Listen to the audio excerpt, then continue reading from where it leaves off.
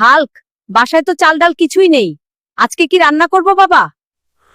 Hulk, এখানে কুস্তি প্রতিযোগিতা হচ্ছে। তুই তো অনেক শক্তিশালী। বুঝতে পেরেছি রহিম কাকা। তুমি বলতে চাচ্ছ আমি যাতে ওখানে অংশগ্রহণ করি। আল্লাহ তোমার সহায় হোক বাবা।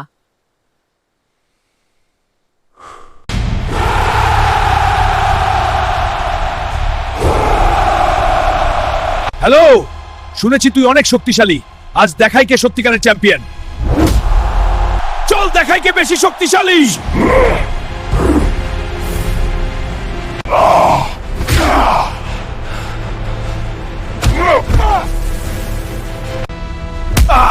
আজ ছেড়ে দে হাল্ক, আমার ভুল হয়ে গেছে। আমি আর কখনোই তোর সাথে কুস্তি করতে আসবো না। এই ট্রফি শুধু আমার জন্য নয়, মাকে দেখানোর জন্য যে আমি তোমার জন্য সবকিছু পারি।